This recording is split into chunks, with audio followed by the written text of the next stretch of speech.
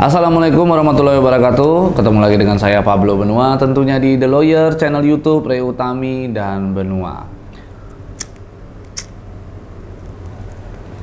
Oke gengs, jadi hari ini gua akan membahas sedikit tentang rapat Komisi 6 DPR RI bersama dengan Bapepti kemarin gitu. Di sana tuh dari materi rapatnya itu ya terkait dengan perkembangan terkini begitu ya. Terkait dengan tindakan-tindakan apa saja yang dilakukan oleh Bapepti selama ini terhadap para pelaku-pelaku binary option ataupun robot trading begitu ya, robot trading secara ilegal begitu. Nah, menurut gua ya dari hasil rapat ini ada sebagian orang yang mengatakan bahwa ini adalah rapatnya di mana Bapepti disemprot oleh DPR RI katanya. Bapepti dikuliti gitu. Ada banyak hal lah yang persepsi yang ada di dalamnya begitu. Tetapi kalau menurut gua kejadian ini sebenarnya bukan disemprot atau apapun itu bentuknya seperti yang disampaikan oleh teman-teman gitu ya.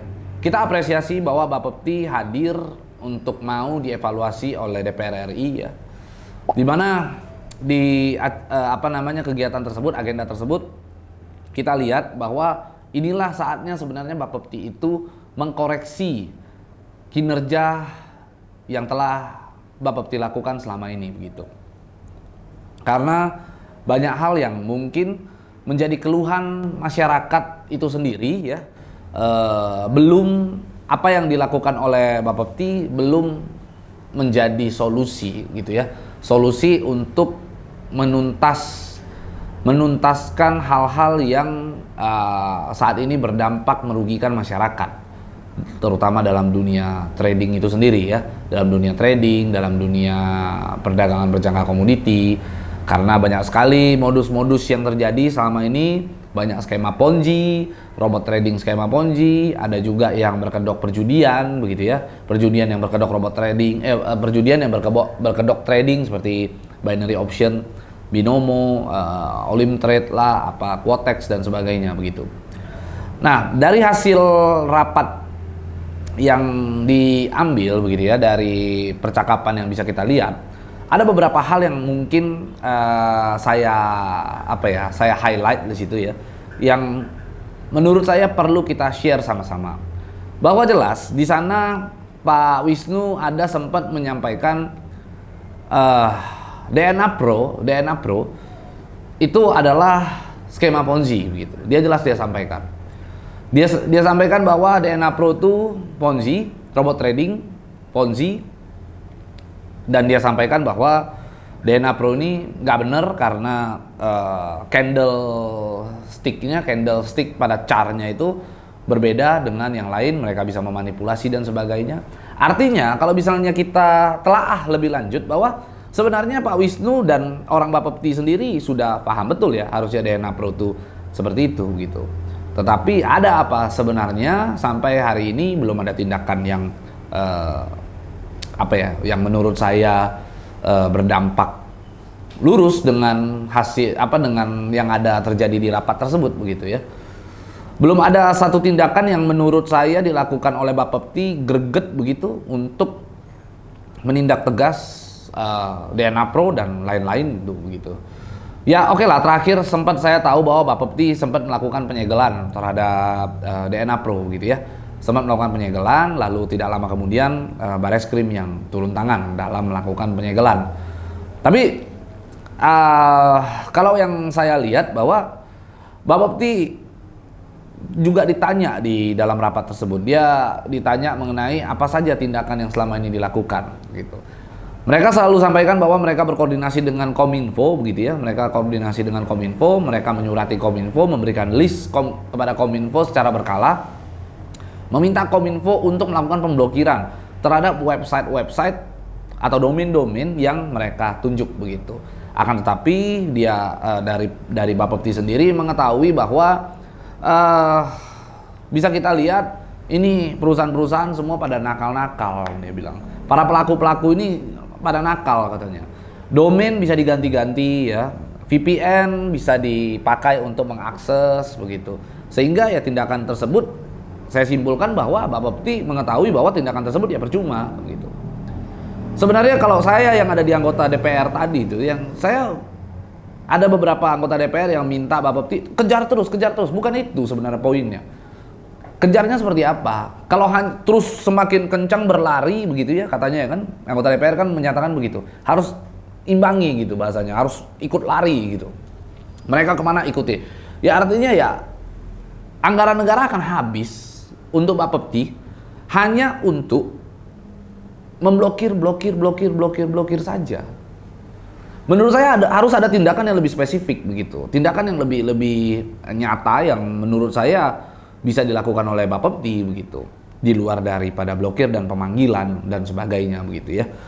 Misalnya ya dengan melakukan berkoordinasi dengan Bareskrim, dengan melakukan laporan polisi yang lebih prinsipal, yang lebih mengena begitu terkait dengan undang-undang perdagangan berjangka komoditi, sehingga nanti dari Bareskrim bisa langsung melakukan tindakan membuat laporan informasi, melakukan pemanggilan dan melakukan BAP dan melakukan gelar perkara terhadap ya robot trading atau apalah ini bentuknya, entitas inilah begitu. Sehingga tidak berkepanjangan dampak kerugian terhadap masyarakat itu sendiri begitu. Karena yang kita ketahui bahwa sudah sekian lama ya bisa dikatakan ya 4 tahun lebih gitu. Karena dari mulai Net 89 juga ya dari beberapa perusahaan-perusahaan yang lalu ya sudah bertahun-tahun ya kerjanya Bapepti ya begitu-begitu saja. Kan begitu ya. Tetap saja mereka melakukan blokir, ya memang mereka melakukan blokir, ada penindakan di sana, ada blokir dan sebagainya, tetapi tetap saja begitu ya. Faktanya juga tetap terulang dan terjadi begitu. Dan dampaknya kerugian masyarakat semakin besar, semakin seperti bola salju yang tergulung terus bertambah dan terduplikasi begitu.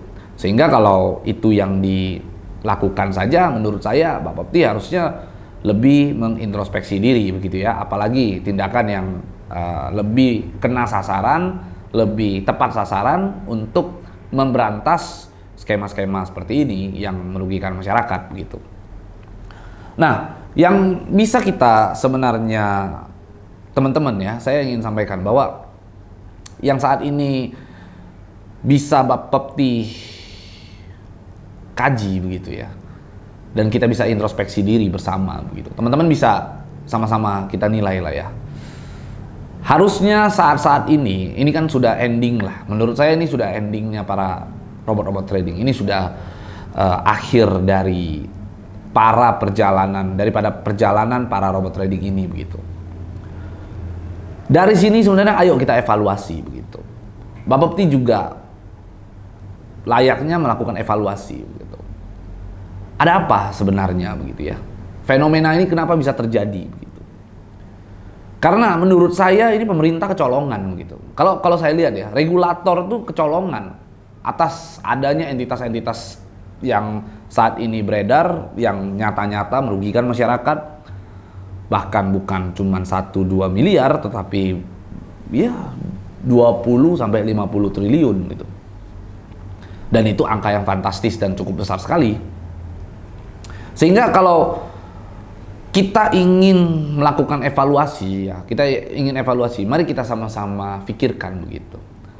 Selama ini Bapepti bekerja, selama ini Bapepti melakukan beberapa fungsinya dalam undang-undang begitu ya. Sesuai dengan undang-undang, yaitu melakukan pencegahan, pengawasan dan penindakan terhadap para pialang berjangka komoditi yang melenceng lah begitu, yang berpotensi merugikan masyarakat. Karena ini adalah usaha yang berbasis resiko tinggi begitu ya. Nah, saat ini banyak begitu perusahaan-perusahaan yang diberikan izin sebenarnya oleh Bapepti. Kalau teman-teman bisa buka di website Bapepti ya, kita lihat di sana itu ada pialang berjangka komoditi. Kalau kita buka, kita klik itu, banyak sekali sebenarnya di sana itu perusahaan-perusahaan yang terdaftar dan mengantongi izin daripada Bapepti. Harusnya masyarakat percaya dong. dengan para broker tersebut begitu. Harusnya masyarakat bisa lebih yakin untuk melakukan transaksi perdagangan berjangka komoditi di sana begitu. Tapi kenapa ketika begitu banyaknya broker-broker lokal yang tidak mengantongi izin dari Bapepti di Indonesia, justru masyarakat jauh lebih percaya dengan penawaran-penawaran broker-broker lokal, broker-broker luar negeri, broker-broker asing yang masuk ke Indonesia gitu. Bahkan diembel-embelin robot-robot trading tadi gitu. Kenapa? Nah, seperti misalnya DNA Pro menggunakan Alpha Success Corp begitu ya, Alpha Success Corp. Yang katanya itu dari luar negeri, meskipun kita udah tahu lah itu seperti apa cara kerjanya begitu ya. Kenapa orang bisa lebih percaya dengan Alpha Success Corp dan embel-embel robotnya yang disiapkan oleh DNA Pro dibandingkan dengan broker yang sudah masuk list dari Bapepti itu sendiri begitu, yang sudah jelas-jelas diberikan izin oleh Bapepti. Nah, ini kan ada semacam krisis kepercayaan masyarakat terhadap lembaga negara begitu, terhadap Bapepti itu sendiri begitu. Harusnya di sini Bapepti itu melakukan introspeksi diri begitu. Ada apa dengan broker-broker lokal? Nah, faktanya bisa kita lihat begitu banyak keluhan-keluhan masyarakat terhadap kinerja daripada broker-broker lokal itu sendiri. Mungkin ya baik itu ini mungkin ketika video tersebut diupload, mungkin teman-teman dari Bapepti ya para pengurus atau apapun lah itu yang ada di Bapepti bisa melakukan pengecekan begitu. Dan teman-teman yang menonton video tersebut juga boleh melakukan pengecekan. Silakan coba teman-teman buka di Google begitu.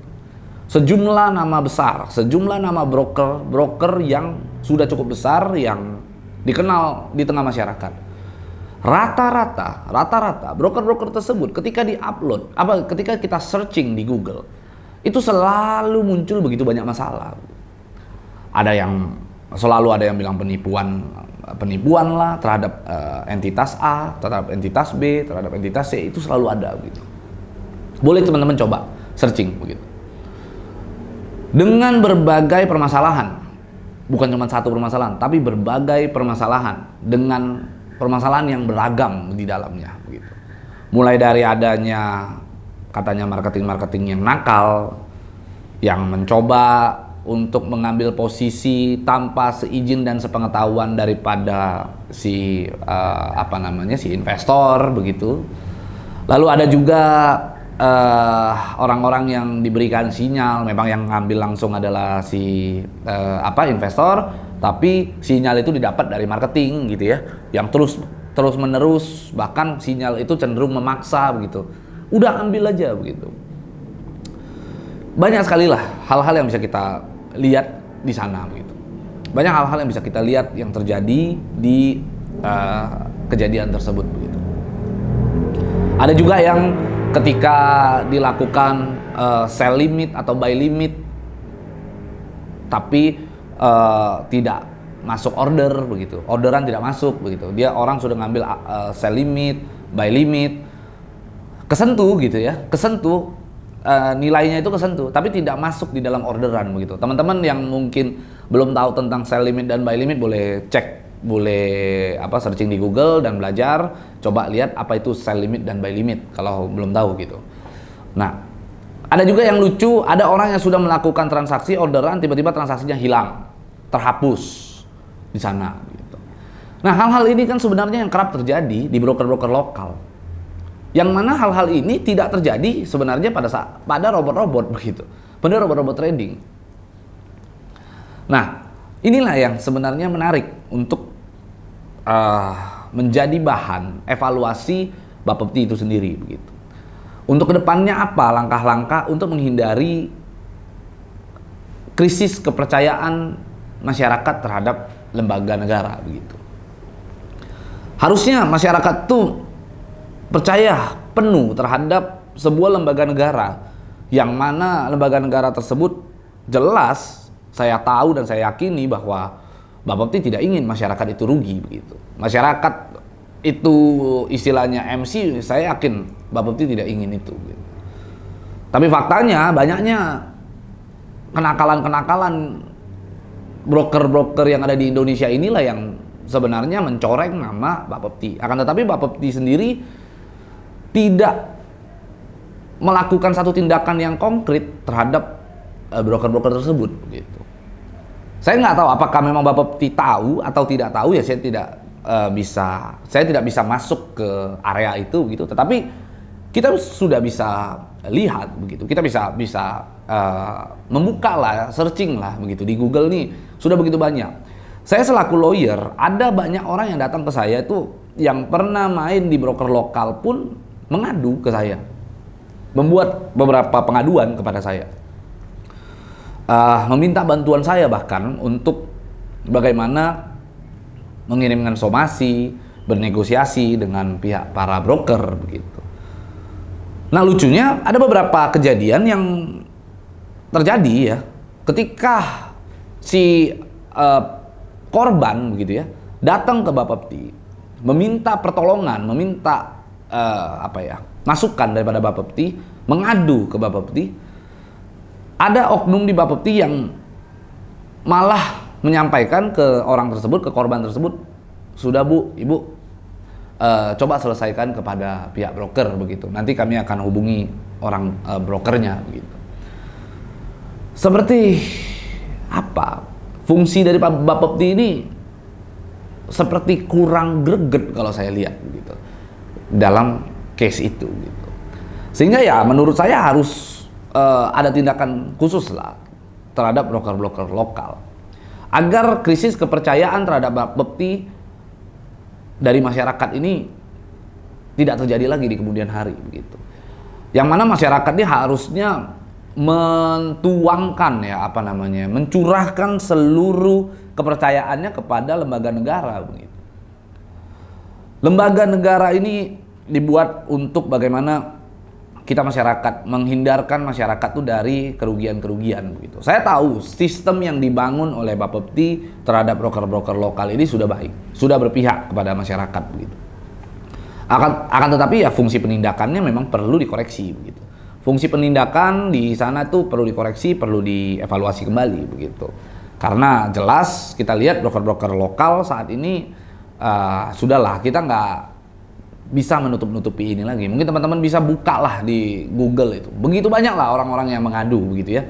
Banyak orang-orang yang curhat di sana begitu. Tapi tidak ada tindakan yang konkret saja begitu. Nah, hal itulah yang membuat orang sebenarnya akhirnya jenuh, membuat masyarakat jenuh, yang minim akhirnya pengetahuannya tentang dunia trading ini. Akhirnya percaya dengan robot-robot gendam gitu. Kalau saya sebut tuh robot-robot gendam tuh, robot-robot mistis. Kenapa saya bilang robot mistis gitu? Kalau sebelumnya kita tahu bahwa ada fenomena Dimas Kanjeng di dunia nyata. Nah, di dunia trading ini ada robot trading tuh. Kalau di Dimas Kanjeng gitu ya, di dunia nyata orang percaya gitu. Ketika ada seseorang yang ketika kita serahkan uang sekian tuh dia bisa melipat gandakan uang kita gitu. Nah, ini sama, robot trading juga sama. Dengan modal sekian, robot bekerja dengan sendirinya akan melipat gandakan gitu. Kan seperti itu seolah-olah. Tanpa adanya peran manusia di sana. Kan itu yang dibangun gitu. Oleh karena itu akhirnya masyarakat percaya dengan itu gitu. Lebih percaya dengan hal-hal mistis di dalam dunia trading. Kalau saya bilang mistis ya. Hal-hal mistis di dunia trading daripada broker-broker yang jelas punya izin, mengurus izin susah gitu. Saya banyak ketemu dengan broker-broker, nggak gampang loh ngurus izin di Bapepti itu. Ada verifikasi, proses verifikasi itu bertahun-tahun itu. Saya tahu betul itu, saya sudah cek betul bagaimana prosesnya. Setiap bulan juga di audit, bahkan sebuah entitas pialang berjangka komoditi itu memberikan jaminan, ada jaminan yang dimasukkan gitu. Ada dikenakan biaya clearing dan sebagainya begitu. Jadi hal-hal inilah yang sebenarnya perlu diedukasi kepada masyarakat.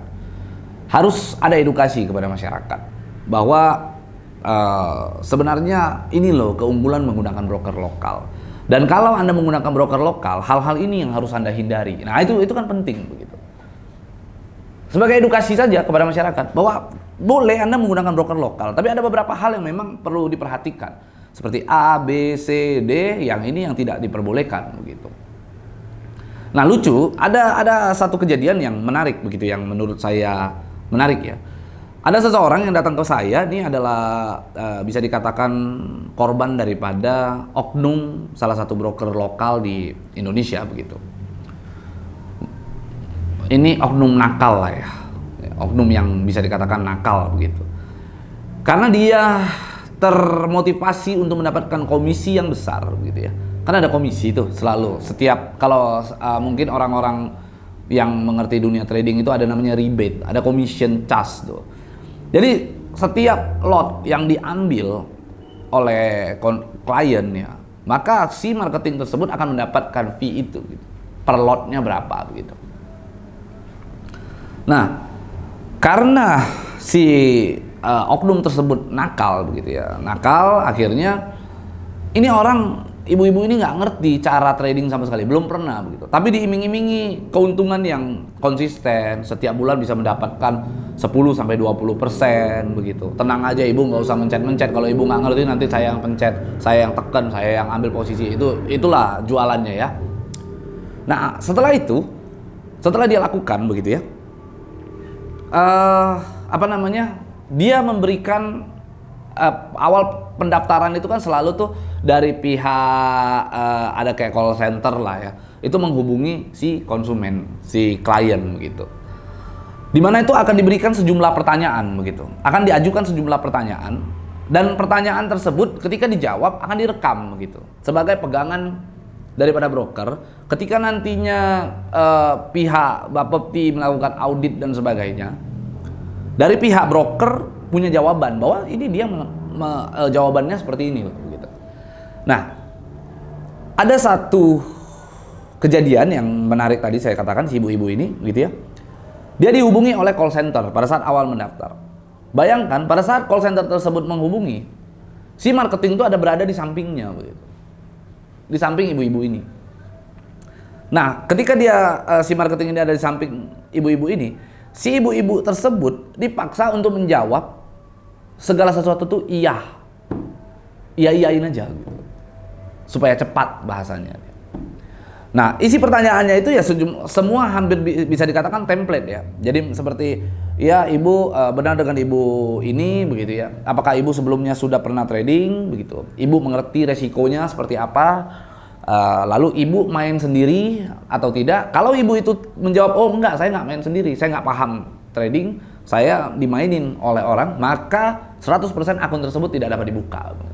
Tapi karena ada seorang marketing yang nakal tadi, yang saya bilang oknum tadi, nakal, memberikan masukan yang menurut saya menjerumuskan gitu kepada ibu-ibu tersebut. Akhirnya dia jawab iya. Iya, pada akhirnya akun dibuka. Akun tersebut setelah dibuka, bayangkan sekalipun ibu tersebut tidak pernah mengambil posisi di Meta 4 miliknya, di MetaTrader 4 milik dia. Satu kali pun dia tidak pernah mengambil posisi. Bahkan hal tersebut dia bisa buktikan. Karena apa? Karena akun tersebut tidak pernah dia login. Dia hanya menerima screenshot dari si marketing. Nah, pada akhirnya endingnya adalah ketika ini mau MC, si orang tersebut, marketing tersebut memaksa ibu tersebut untuk login. Ayo login bu, ibu harus login. Ibu kalau nggak login nggak ini. Ketika ibu tersebut login, ibu tuh udah melihat katanya semua posisi yang diambil tuh merah. Dan ditanya, ini posisi apa mas? Ini posisi apa? Ternyata itu sudah dalam keadaan lock begitu. Jadi ya sudah ngaur lah, itu posisi sudah ngaur, dan akhirnya MC gitu. MC bahkan ada sisa uang sekitar 30-an juta di dalam, dan itu dalam kondisi di lock katanya. Di lock itu karena saat dia ngambil posisi buy ya kan, ternyata, atau mungkin ngambil sell ya, saya lupa begitu ya. Ngambil sell, ternyata harga melambung naik. Pada saat harga melambung naik, untuk supaya supaya berimbang atau bagaimana saya nggak ngerti, akhirnya dia lock begitu, dia ngambil lock posisi gitu, dia mengambil posisi yang berlawanan gitu. Dia ambil buy, lalu dia setelah di atas lalu dia sell begitu, ngambil posisi yang berlawanan, sehingga mau bolak-balik juga tetap gitu. Akhirnya kekunci aja. Dan lucunya ujung-ujungnya MC. Alasan MC-nya karena kena biaya apa katanya? Biaya swap ya katanya. Biaya swap atau biaya commission yang setiap hari diambil dan akhirnya sekarang MC. Nah, ini kan kejadian yang lumrah terjadi di broker-broker lokal. Dan yang mengadu ke saya seperti itu bukan 1-2 tapi ya banyak begitu. Nah, hal inilah sebenarnya Bapepti harus ambil tindakan. Bapepti ini harus ngambil tindakan. Apalagi ini sudah terregulasi di Bapepti.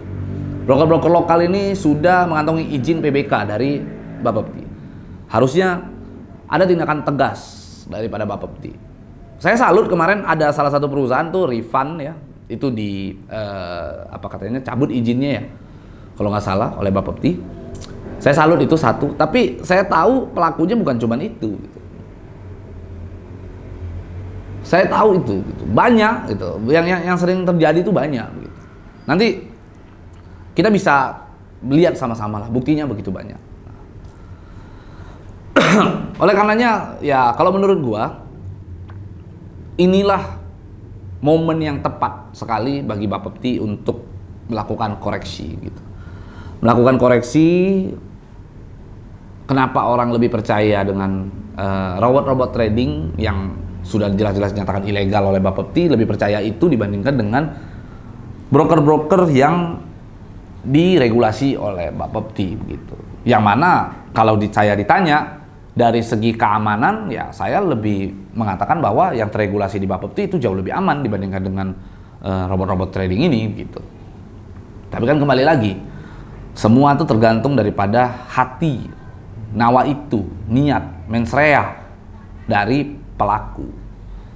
Kalau pelakunya yang niatnya nggak benar ya mau dia mau ngantongi izin berapa banyak juga tetap saja pelaku akan selalu berupaya mencari celah untuk merugikan masyarakat dan menguntungkan diri sendiri. Itu poinnya. Nah, oleh karenanya ya ini menjadi bahan evaluasi lah. Ini menjadi bahan evaluasi bagi kita semua supaya orang-orang bisa lebih ya kedepannya bisa lebih percaya dengan peringatan-peringatan atau rilisan-rilisan dari Bapepti, tidak lagi percaya dengan robot-robot gendam atau broker-broker luar negeri yang masuk ke Indonesia yang tidak mengantongi izin dari Bapepti gitu. Karena kalau masyarakat tidak percaya dengan lembaga negara, maka itu gawat sekali itu dampaknya sangat besar sekali gitu. Satu sisi bisa merugikan masyarakat, kedua juga bisa mengacaukan perekonomian yang ada di Indonesia begitu. Berapa banyak uang Indonesia yang akan keluar? Berapa banyak uang-uang masyarakat di Indonesia yang akan terboyong atau terbawa ke luar negeri sana begitu. Tanpa jelas arah dan tujuannya kemana begitu. Atau bahkan memperkaya hanya 1 atau 2 orang saja. Kan itu poinnya. Jadi mudah-mudahan apa yang gue jelaskan di sini, gue tidak bermaksud ya, jujur, gue tidak bermaksud untuk untuk seolah-olah gue pinter apa segala, enggak seperti itu. Jadi teman-teman jangan pernah berpikir bahwa gue itu juga perlu banyak belajar. Tetapi yang gue lihat ya itu fenomena yang mungkin teman-teman juga merasakan, gitu. Teman-teman di luaran sana banyak merasakan, gue yakin, gitu. Mungkin bahan daripada video ini bisa dipakai untuk kita sama-sama evaluasi, kita sama-sama koreksi diri begitu. Kita sama-sama koreksi diri. Jujur gue juga main di sejumlah broker dan itu adalah broker-broker luar negeri. Gue nggak main di broker-broker Indonesia. Gitu. Ya itu kan sebenarnya menjadi bahan, begitu ya, buat lembaga pemerintah, bagaimana lembaga negara, bagaimana untuk supaya masyarakatnya sendiri begitu bisa percaya dengan lembaga tersebut begitu dalam dalam melakukan tindakan-tindakannya begitu. Gue tidak bermaksud yang lain-lain, intinya gue ini hanya menyampaikan pendapat gue sebagai rakyat, sebagai masyarakat biasa ya. Gue hanya menyampaikan pendapat gue menyampaikan keluh kesah masyarakat, menyampaikan unek-unek sebagian orang yang menceritakan apa yang mereka alami. Gitu. Hanya itu saja. Oke, itu aja dari gua. Jangan lupa untuk di subscribe, di like, di komen, dan jangan lupa juga untuk di share agar kita dapat berbagi informasi untuk Indonesia yang lebih baik. Saya Pablo Benua.